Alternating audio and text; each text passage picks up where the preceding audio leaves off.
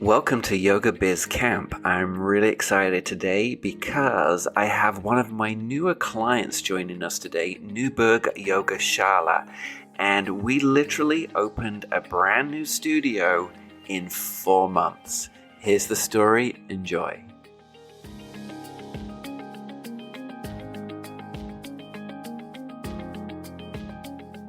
So welcome to Yoga Biz Camp. This is a little bit of a different take today because we've got a little bit of a journey and a story to share today.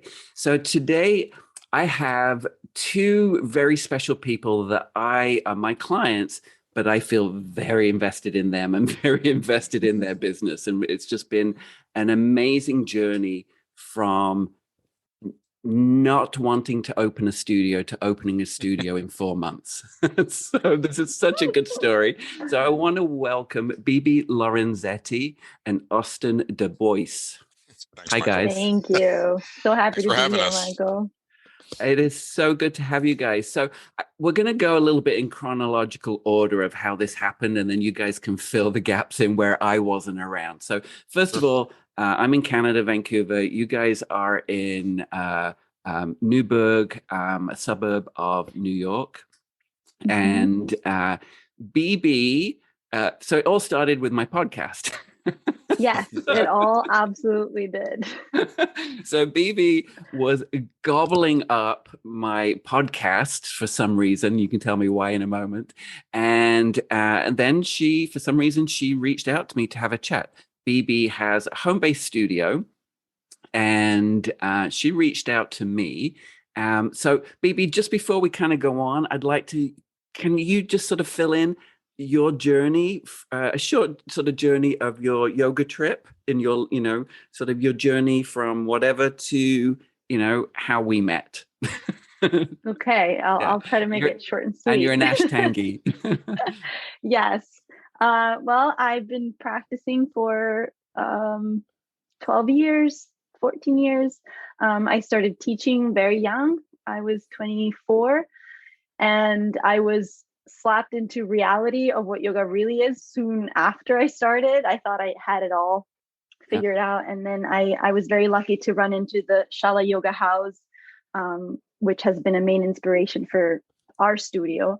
And they really guided me to what yoga is in essence, and really supported me and inspired me to go to India and start making it a regular thing to study ashtanga at the Ashtanga Research Institute in Mysore. And so I spent 8 years doing that yearly, about 2-3 months when I could a year. And I started teaching Mysore ashtanga when I was 28. And I soon realized that it was a really big responsibility. And I basically became a yoga nun. And then fast forward a few years later, I was slightly burned out from a very busy teaching career, which I'm very grateful for. It took me to meet very amazing people and celebrities of sorts. And I, with my partner, we decided to move upstate. And we found Newburgh, and I opened a little yoga shala in my garage. I had this idea living in New York City and like doing the subway all day long. I was like, I just want to wake up and like put my slippers on and walk across a yard with a coffee in my hand and teach people. And so that's what I did until the pandemic hit, and I had a baby at the beginning of the pandemic, and I truly dislike teaching virtually. I'm a people person, and so that did not go well.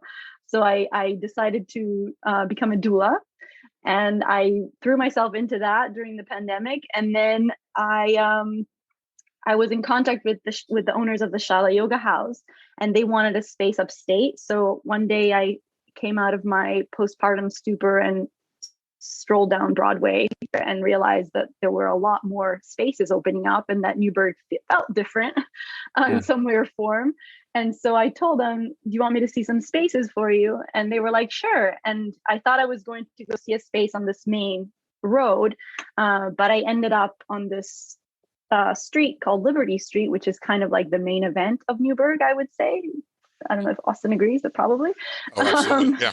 No, Liberty Street is where it's happening here. Yeah. And I walked into this beautiful space that I had never seen. And something about the space, there's these big, beautiful arched windows, and the wood framing of it, and the door itself was this turquoise. It like just brought me back to Mysore. Something about like the decadent and the like falling apart and the paint chipping off of it. I was like, whoa. And so I left there being like, I really don't want to be a studio owner, but I can't let someone else do this. So I called my astrologer, and she was like, today is a good day for that kind of feeling, and you should definitely think about it. And so then shortly after that, I don't remember exactly how it happened, but I found your podcast, Michael, and I was like, okay, how can I do this without going totally bankrupt? And my astrologer said to meditate on the frequency of number 21. And so I did. And then Austin appeared. And he appeared probably like one day before I met you, Michael. So when I reached out to you, I was like, I need help because I don't want to open a yoga studio, but I have to open a yoga studio. And I need help with that. And then a communal friend introduced us, and Austin can fill in about that. But we ended up meeting the day before I met you, Michael, and we connected. And Austin, I know I was looking at another space, and I saw it, and I was like, don't do that. All right. Come see my space. Yeah. So let's so at this point I'd spoken to BB. I had no clue really about Austin, because BB, you and I were talking a little bit about your home studio a little bit on the first call, and you were like, I don't want to be a studio owner. And then the next thing I know, you're telling, it was like a day later, and you're like, well, I've met this guy who wants to open a yoga studio. I'm like, what? We were just talking about your home studio. And I remember distinctly, because from my meeting with you, BB, I connected with you. Like, it was just like, I cared about you. And I remember saying, BB, I want to have another chat with you. Free call, like another free call. I want to protect you in this, because partnerships are not always the best way to go. Right. Yeah, so that was my mindset. So along comes Austin. So Austin, can you tell me a little bit about you? You're a lawyer and a lover of Newburgh. And you have an office there. And so can you kind of tell me about your little journey and how you came to me? Yeah. So again, I'll keep it short, but I was born and raised in New York's Hudson Valley, right around here, about 20 miles west of Newburgh. I did manage to leave for 10 years, but then I came back about 10 years ago. And, I love the countryside, but I wanted to live in a city, and Newburgh is a beautiful small city on the Hudson River, with just incredible views of the river and the mountains on the east side of the river. So I've lived here for about 9 years. And I had been dabbling in yoga for a number of years, probably starting about 15 years ago. I think I did my first like yoga class. I was on a rowing team, and we did like yoga for rowers or something. But I liked it. I've never been much of a sports competitive guy, like that, but I really liked the physical and mental and focus and the whole holistic aspect of it. And I'd had stints of doing it for a couple of years, kind of falling off and this and that. And for a few years now, even a little maybe pre-pandemic, but definitely during it,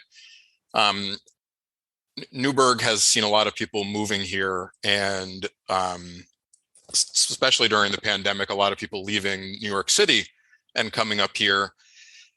And I was going to yoga classes. I would have to drive. We have this great downtown, this Liberty Street, BB mentioned, that it's totally walkable. There are shops and restaurants and all sorts of different cool things, but there's no yoga studios. And it would really grind my gears that I had to get in my car and drive 15 minutes to, the surrounding town to go to a yoga class, instead of, kind of like BB mentioned, like I live right downtown next to Liberty Street. I want to walk out my front door, walk 5 minutes down the block, or even 10 minutes, whatever, and go to class and come home and shower and whatever. I had seen a space open, and I'd been talking about it for a while, thinking about it. I do have my own law firm. The kind of law I practice, it's trust and estates and elder law. So it's very financial in nature. So I have that background. I saw a space that was open, and I had a very sort of, admittedly sort of shallow thought as far as like, look, it's sort of a white box space. It can be built out. I could maybe hire teachers, and at least we would have a studio down here. But it was really kind of as simple as that. And frankly, in retrospect, kind of a silly idea to think, first of all, I could do it on my own. But also not nearly with the depth and thoroughness and beauty of vision that BB has. And I've been telling friends about it. I had actually negotiated a lease in the space, and then a friend shared a post that BB made in Facebook about like if there's anybody interested in a studio on Liberty Street, and I had sort of known about her. BB hates Facebook, by the way. Right. See, apparently, yeah. And a mutual friend of ours had practices with her, and I had actually emailed her briefly at the beginning of 2020, because in the beginning of 2020 I was like going to get back into yoga, and then of course the pandemic hit. Right, that's true. Right. So I think I reached out to her initially, and we were going to like schedule a time to talk, but BB didn't want to wait, and she was like asking me what the deal was with this other space, and I showed her pictures, and she was like, "Can I call you?" And I said, "Yeah, sure." And I remember I was sitting actually right here in my office where I am now. And she calls me and she's like, "Can I just be honest with you?" I'm like, "I would love it if you'd be honest with me. This is, and we had never spoken before. Be honest? Really. Yeah, exactly. She's like, "That doesn't look like a yoga studio." And I was like, "Yeah, like I see what you're saying." She goes, "It looks like an office." I'm like, "Okay, that's fair. I get it." But I kind of had like decided to go forward with this. So it took me a minute to sort of get out of the rut. But I met BB in person. We went and got coffee at this great local coffee shop, which is right down the street from the studio. And we went to the space, and I mean, obviously she was right. The space was just gorgeous, and it lent itself perfectly to having a really beautiful, studio in the best possible way. And folks, it's a special building. It's a beautiful. It wants to be a yoga studio. Like the space has everything. Like it came with everything it wanted. Yeah. We're just listening to it. Yeah, I love that. We'll talk about that, because I mean the windows alone, have inspired so many things. Your yoga, your logo, your website, your everything about that building, and the arches of that window, just speak to. It's a very special brick building on a corner, to beautiful windows, and it was in rough, raw kind of state when you saw it. Like it was just not much to it. So I just want to recap here. Within about a week, we have a very experienced yoga teacher not wanting a yoga studio, but it's percolating. We've got an investor, lawyer, business guy. We've got a business coach in the yoga world, and we've got a building. Right. All within, it really was. Like, and then in the center of it, a very wisdomful astrologer. So brought them all together. And I do feel there are all these meant to be's, and like I do feel that everything about this path, and that the fact that there's been pretty much no roadblocks. Any other building studio that I'm working with, it's like we're waiting for electrician approval, we're waiting for we haven't gone through any of those kind of things, right? I do not like waiting for things to happen. that's for sure. I think we share that. and we share it. Yeah. And I have to say right off the bat, like I'm sometimes to a fault, a very action oriented guy, but BB has such a clear vision that it's perfect, because she knows what she wants and she knows what it is, and I buy into it fully. So it's great, because just with that clarity, and then with our mutual just sort of desire to get things done, it's great.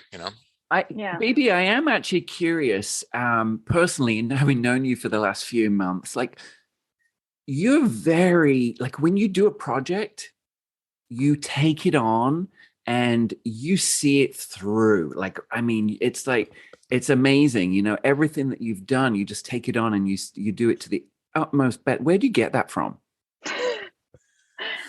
I don't know, but if you were my non-business partner, you would not like me as much.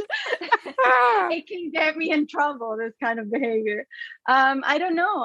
I'm very passionate about what I like, and I'm very like all or nothing. I don't know the middle. That's probably why I need to do yoga so much. So if I really like something and really like feel connected to something, I just go for it. I don't do half. Yeah, I mean, Austin, you got to. It's pretty amazing the amount that she can accomplish in a short amount of time, don't you think? It's great. And, I mean, it's thank you guys. That's very yeah, really. It is, and you know, and we'll get into this, but I mean, BB has, you know, okay, we started with, we've got a beginner course, and BB has written an entire sequence of emails that coincide with videos and. Well, that was thanks to your, to like your thing as well. Well, thank you. I mean, honestly, this is a dream project for me because pretty much most things I suggest, you guys do. And so for me, it's super fun because I get to see things that I know work in action. But I also, BB, let's get back to you with your clarity because you are very clear. And I love that. And so, folks, I came in through the ashtanga door. And I always say that I was years in ashtanga. That's the door I came through. And I always say that I softened when Donna Farhi came to town, and then Shiva Ray changed things up. And, you know, that's kind of what happened here. But you're really pure in your vision of ashtanga. You're very clear about who your students are and who they're not. Yeah. And you're very clear on what you like and what you don't like. And I love it when you challenge me because I'll be like, all right. Because I'll go, all right, BB, well, yeah, I like that poster. It's really good, but the QR code is round. You know, most people don't really see that as an obvious thing. And then she'll come back next day and she'll be like, I hear you, but I like the round. Right. I'm like, all right, it's been thought about. It's been, you know, but it's not a reaction, but it's like, no, I'm very clear. And, you know, folks, right on her front door is a round QR code. And it looks great. Used. I don't know. Well, so I have to say that, yeah, go ahead. Yeah, but you know, you just have a thoroughness to everything you do. And I also love that I love the fact, and when we talk about niching, but it's really just you're very clear about who you are, who you're not, and who you don't want to be. And so when we've had group things and I'm talking about summer promotions and bingo promotions in the summer, in my head, I'm just going, that is not BB. And then I find out that BB's texting Austin going, we're not doing bingo cards while we're talking. That literally happened. Yep. And I agreed. Yeah. Yeah. But there's a pureness to it, which I think will be massive. So let's talk about some of the steps that we've had to go through. So, Austin, I want to talk a little bit to you about we pricing. It was working with you guys.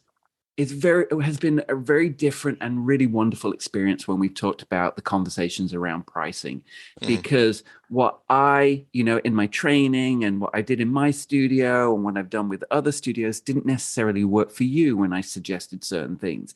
And one of the things is that your area is seeing a renewal. Sure. Right. Yep.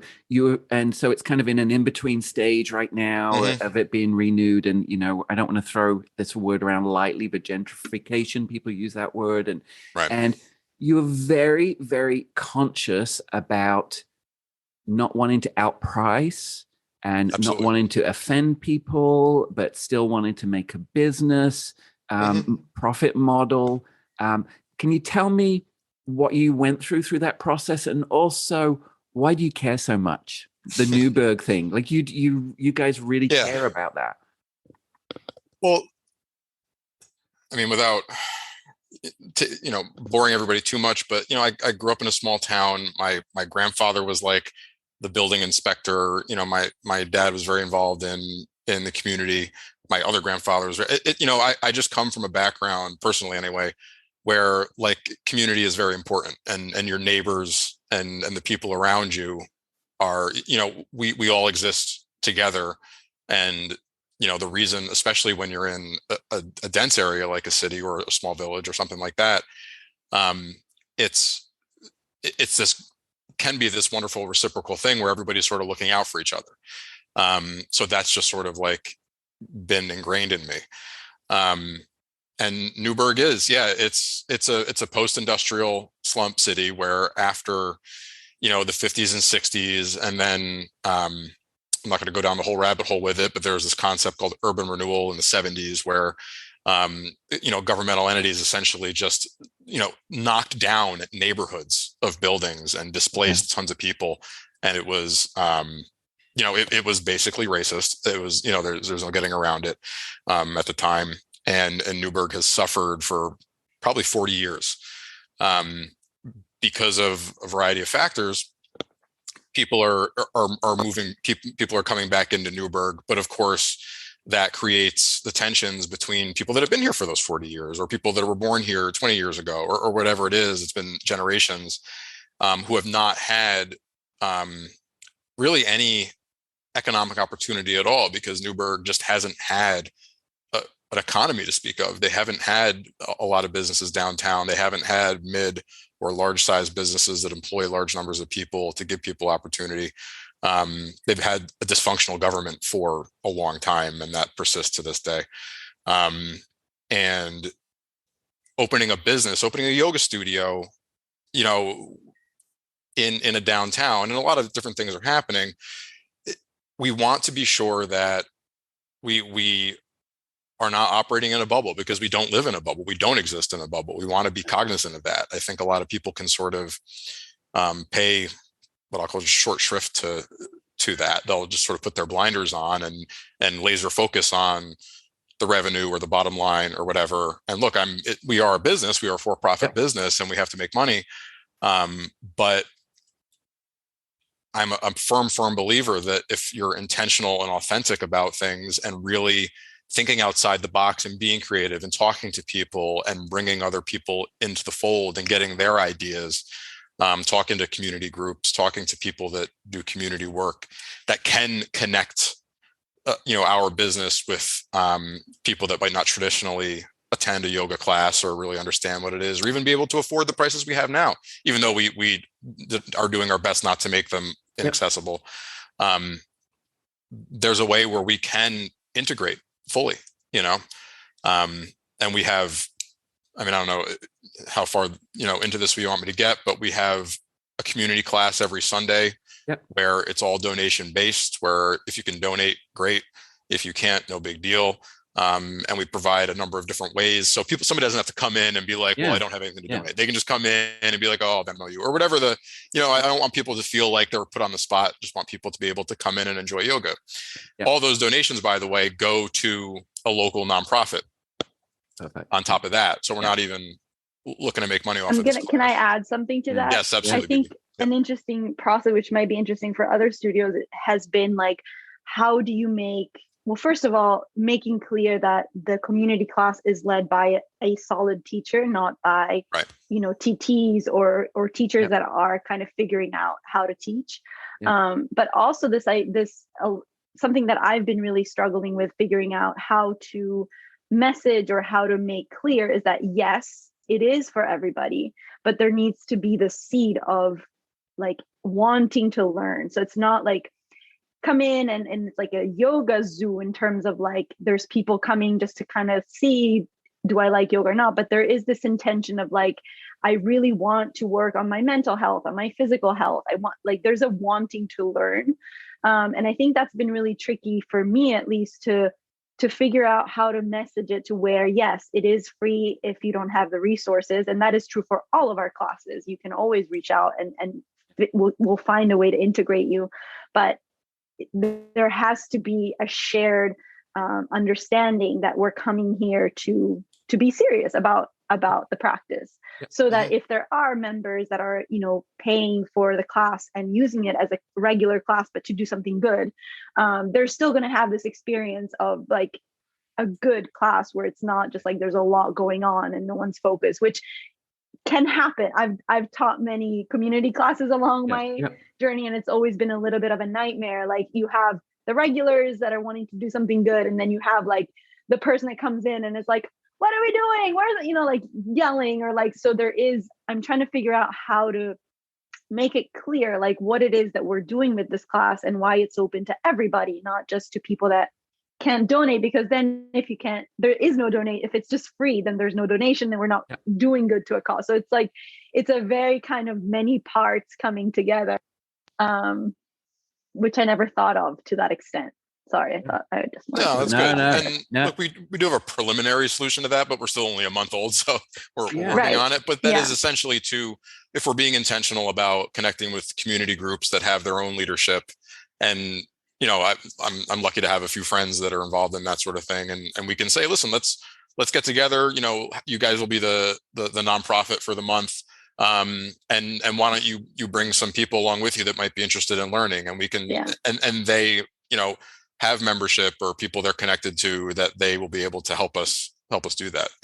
And then also we've had a soft opening, and what did you do on that day for the community? We cleaned up. There you go. We did a block cleanup, right? Yep. Yeah. That was such a great way to introduce yourself to the community, and we still got the grand opening to go.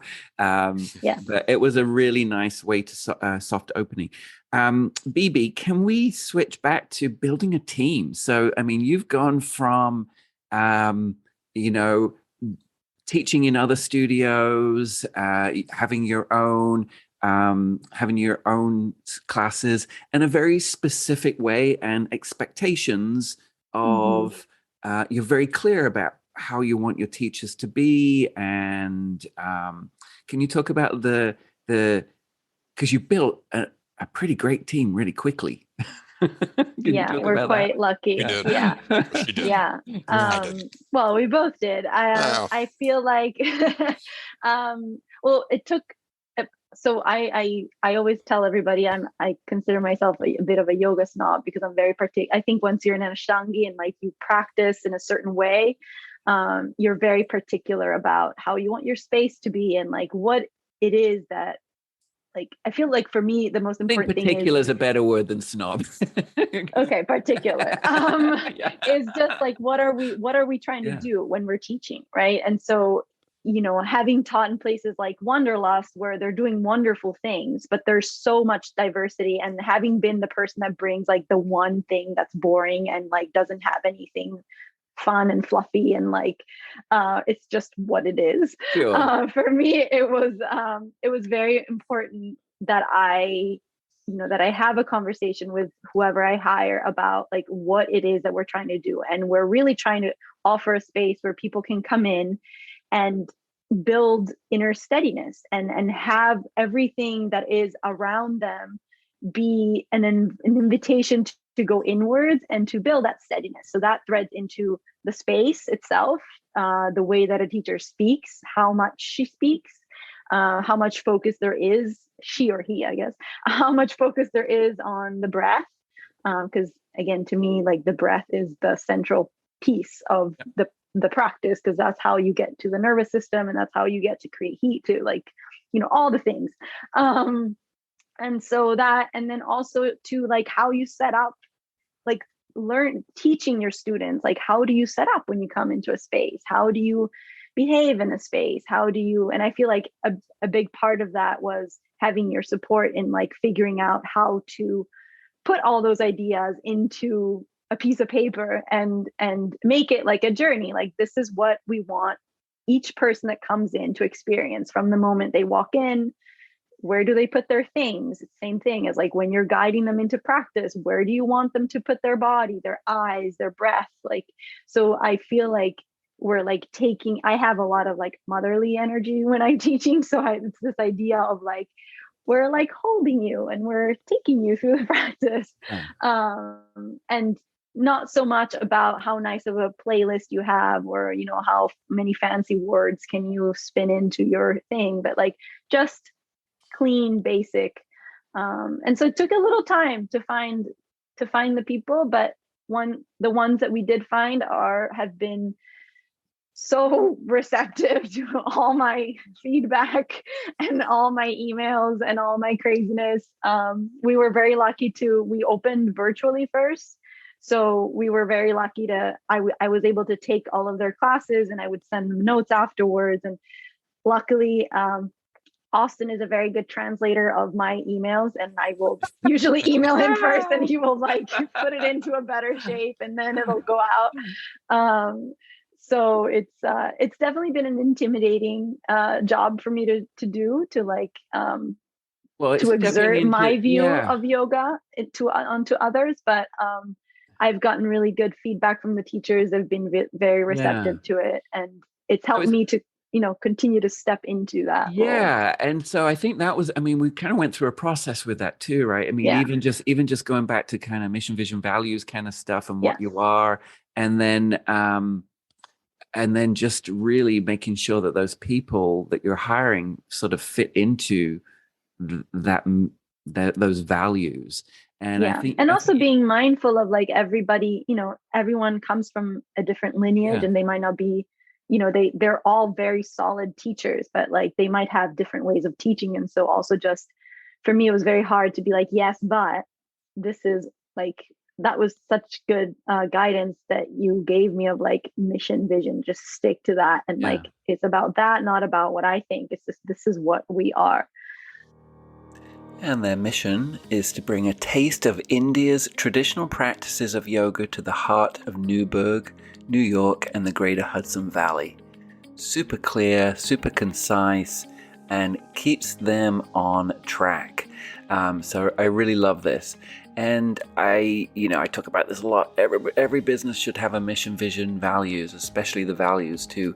And if you're trying to figure that out, I have a free resource. If you can go to my Instagram, which is YogaBizChamp, if you go right into the link in the bio, I've got a whole bunch of resources in there. And some of those are videos that I did for the Yoga Alliance Business of Yoga series, and they're also worth CE credits if you watch them. Anyway, head on over there, and let's get back to this great chat with these people. To me, tradition is the main thing. Like anything you're gonna do, can we root it back and find the way back to like Hatha Yoga Pradipika, Yoga, you know, like, can you tell me why are we doing this? How does this fit into that, and how is that leading to me feeling like my brain is more centered when I walk out, or I'm not as like woo when I walk out. Well, and the same with the build out, you know, what I really like about the way that you have done your build out, and you've actually inspired some of my other clients with this. That's nice. So Kathy and Jack that you met on the call. Nice. Because you didn't have a finished studio when you opened. Right. It's like, it's not complete, like it's not, every piece is not there. And so you said, I kind of want to live in it. Can you talk about that, Bibi, a little bit about how that kind of, that was actually not me. That was, this is good. The studio owners that I worked for many years in the city, Kristen Lay and Barbara Verocchi of the Shala Yoga House, they are very like, they've had their studio for 15 years in Union Square, and like they've moved spaces in the midst of that. And it's just always been like, I was assisting them for many years, and I was very closely working with them. And it was just so beautiful to like, you know, as a 20-year-old coming in, and they're 10 plus years older than me, I would have like all these ideas, and they would be like, yeah, okay, let's think about this. And then they would like, you know, we would talk about it, and then they would ask me why. And so whether it was like new classes or workshops or retreats or whatever it was, or like a plant or an image, whatever it was always this process of like, okay, yeah, great. Let's all sit with it. And so I love that. Like they really like honored the process, right? Like just like the practice is a process. It's not an overnight thing. I feel like the space is very much a process too. And I think it's been very nice for us to like to have that, to have taken that and to have really seen, you know, even though there was a general idea, to have really taken the time to navigate that. And I think even just with the front desk, probably half of our students think that that's our front desk. Right. Yeah. Everybody says, "Oh, wait, that's not the full thing." I was like, "No." Yeah. So it's not finished yet, right? Right. So, yeah. But Austin, was that a different approach to you? Like, I would imagine for you, you probably thought, "Let's finish this."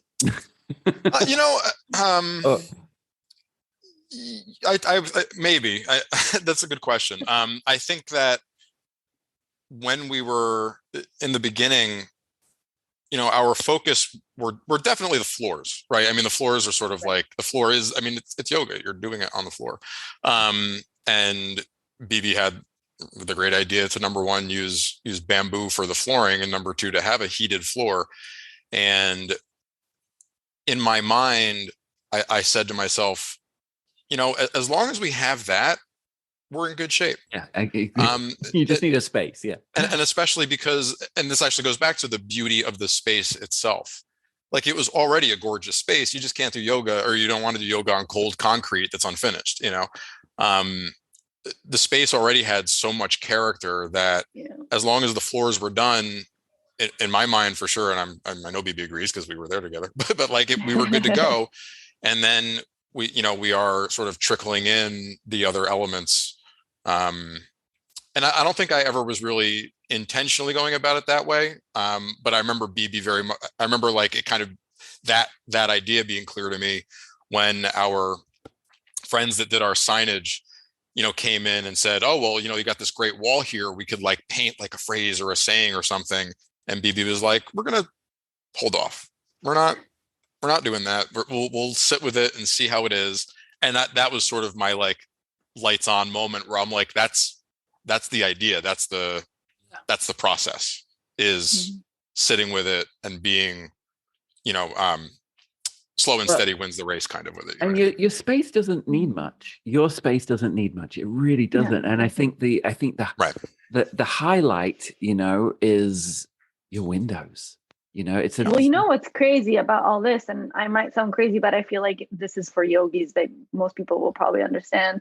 I truly didn't have to think of, like, when I met Austin, the vision came to me. Like, I walked into the space, and the space that night, like the space as it is now, just downloaded into my brain. And like, it was like probably like 3 months of waking up at 3 a.m. because I had to write down what like came to me. And so I didn't do it. It's the space. And I've told my teachers, I'm like, I'm going to sound crazy, but if ever you feel in doubt about something you're doing in that space, just sit quietly for a little while in the space, and the space will tell you. It's really like, that space wanted to be a yoga studio. It truly did. I'm just like, I just happened to show up for it, and thank God to the yoga gods. I guess I've been doing enough yoga that like they're just speaking through me. And like, I mean, I could not have found Austin had I looked for him. Yeah. So you guys 4 months ago, whatever, 5 months ago, had no clue about wanting to, it really wasn't a vision clear then at that time. But it's just incredible that we have gone through setting up computer software, setting up a schedule, hiring teachers, having onboarding manuals, mission, vision, values. You have written out a sequence of emails for an intro offer touch points. You've written a sequence of emails out for a yoga course. You've created a yoga course. You're working on teacher trainings. Like, in 4 months, this is a live, full-on, full-fledged business. I mean, it's been so exciting that I feel like I am obsessed with you guys. Like I'm like, it's like every single post you do. First of all, you're rocking Instagram. I mean, you're just giving the feels Thank you. behind the space and the people and the great teachers. And so, if anybody's not following them yet, Newburgh Yoga Shala. But you're just doing it all right. And for me, it's super exciting to when I speak about things and you're like, and BB's doing it like what before I'm finished. Like it's just Well, there's a downside to that. I have to like warn people out there. Like I'm, I've warned Austin. I'm like, I tend to do things and sometimes not think it through very thoroughly. So it's been nice to have like, a business partner to like do it. And then before putting it live, being like, should we do this? Because otherwise it can get me in trouble for sure. We do have a great, like how do I put it? Like we I think, synergize together, but we also like check each other as well. Like in just a very like organic way, And because you kind of leave BB to do the teacher thing, the student thing. Oh, absolutely. Right. And then she's like, I don't want to do that mind body stuff in the back end. And I don't want to do all the setup. And, so the fact, and you're doing payroll. And so the balance of you two, I actually think I'm going to include myself in that too, because I think you should. I was just going to say something. I believe I did send you an email to that effect a couple weeks ago. Sent me, you sent me. It's been really important. Yeah, you sent me a beautiful email, and actually, we've had lots of love fest up between the three of us, and also we've shared celebrations too. But I want to, I can't. This has been a really fantastic journey for me, and it's like I almost feel like I want to do it. I could do it for free because it's so fun, right? But can you talk a little bit and the decision to make, to hire a business coach? It's not always an easy decision. I don't think, BB, you probably had it until your astrologer maybe spoke to you. But can you talk about that decision and what I consider is a partnership with somebody in your business?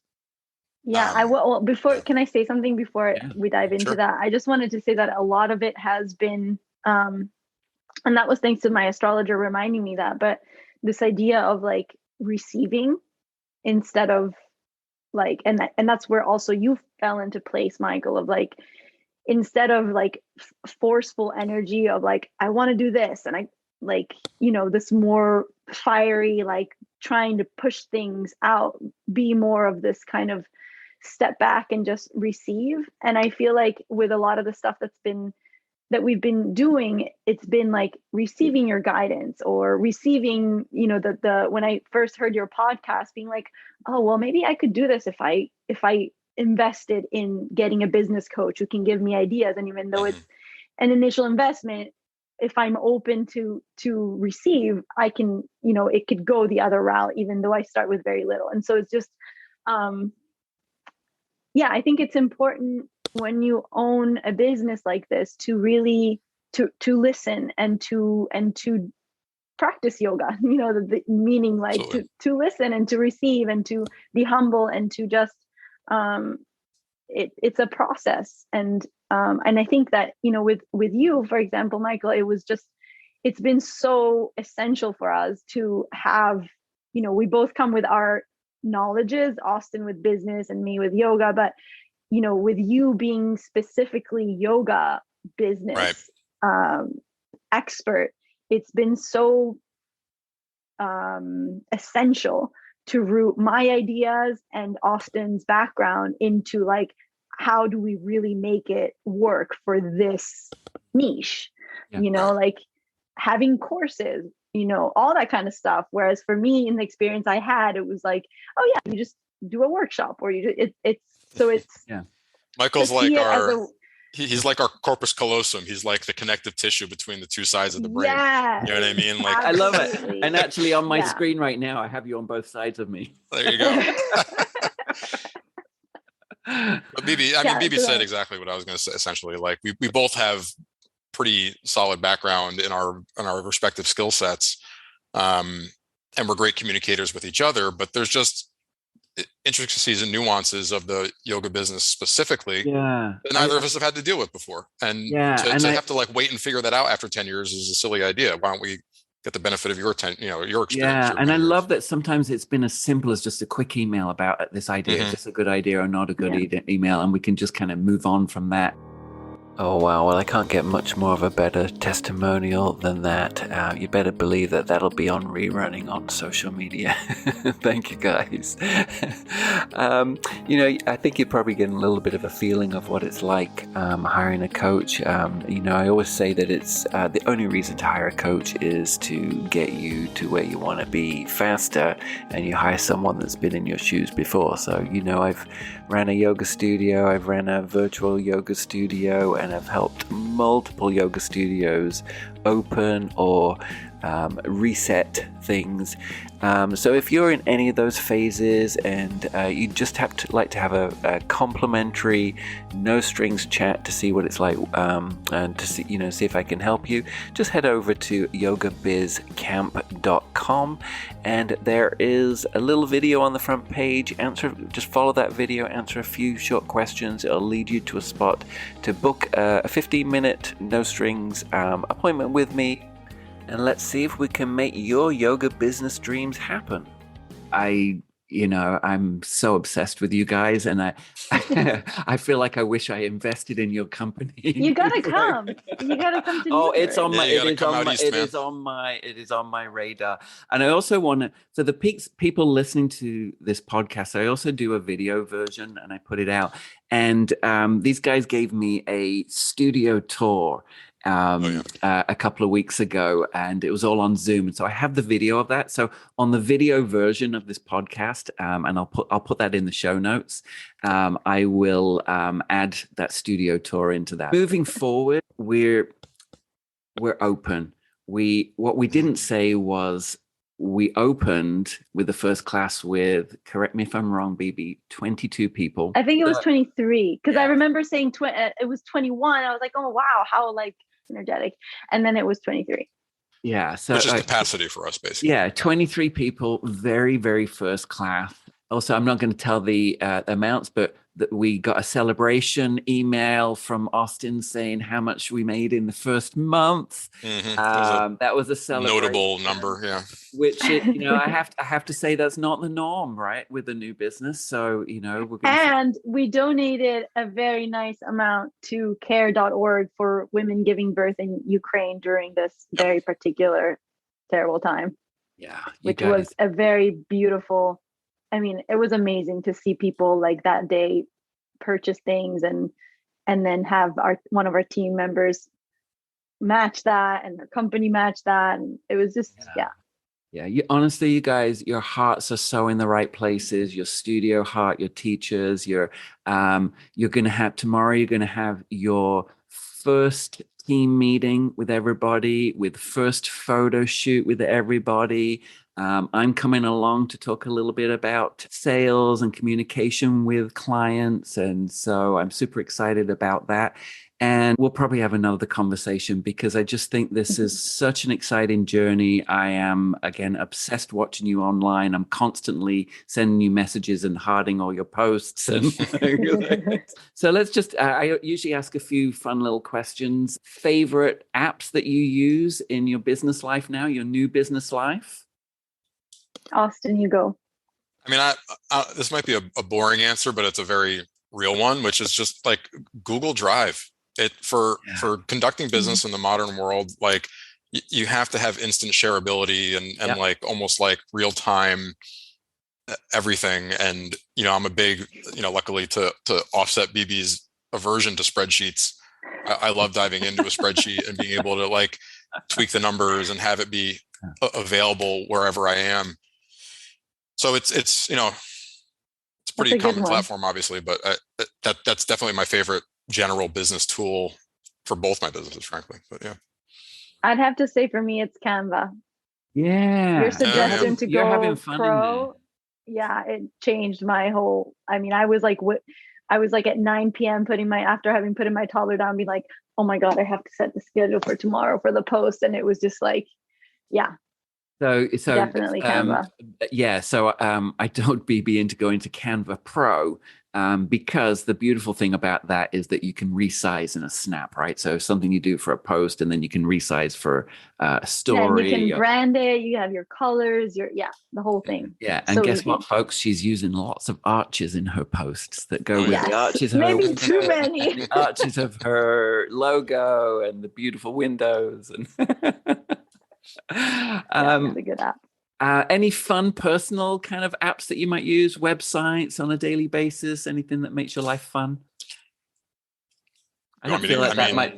Yeah, I do the New York Times crossword every morning, so that's my favorite. I'm a total nerd. Which actually, so that's an app, that ties me back to the day that was it the day that we met or the day after we met? I can't remember, but you were like, this is going to sound crazy, but I do these crossword puzzles every morning. And today's thing was yoga or something like that, wasn't it? The puzzle knows all. That is, I can tell. We could have another hour-long conversation about all the not very eerie coincidences, if you want to call them coincidences, of puzzle answers and life and whatever. But that's it. Yeah. Now they think I'm crazy. It's cool. But for me, I don't know. I'm pretty anti. Yeah, technology. I don't think this is a question for you, BB. No, but I guess if I had to say one, it would be podcasts. I mean, Yoga Biz Camp. I love listening to, yes. There you go. Yoga Biz Camp podcast. That would be my one thing. Number one. All right, guys. I want to close this off, but how do people find your studio? How do they look on you? What's your website? Just Newburgh Yoga Shala, Shala.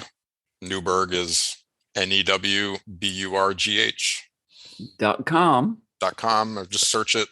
And Newburgh Yoga Shala on Instagram. And guys, if anybody is Facebook thinking about opening a studio, go watch BB on Instagram, because it's just very natural. You do it so well. You make people want to come involved. Anyway, I want to thank you guys both for being here. I just love working with you. I thank you for taking the time on the podcast today. Our pleasure. I'm looking forward to working with you further. And now it's about building and systems. Absolutely. Yeah. All that fun Thank stuff. you, Michael. Thank you so much for having us, Thanks, Michael. guys. It was a blast. Yeah. Thanks. All right. Bye-bye. That was such a fun episode for me to do with these guys. It's just a great journey. I can't wait to move and grow with them. Now, speaking of growth, I'm working with one of my partners, which is Referizer. Now, Referizer integrates with Mind Body Online. It also integrates with Walla Studio software. And it's just the most amazing marketing automation platform that has given my brand new client, Tina, 33 5-star Google reviews within 1 week. I am literally blown away by this tool. It's a great one for winning back clients right now, and we're all studios are wanting to win back our lost clients, and so we're having a lot of success with that. Now, if this is of interest to you, just to even try their demo out for no charge, just head on over to my website, which is yogabizcamp.com. Click on partners, and you will see that. I'll also drop a link to the software in the show notes. And as always, you can find all of these resources on my Instagram link in my bio, and that is at YogaBizChamp. Thanks for tuning in to Yoga Biz Camp. I'll see you on the next episode with myself, Michael J.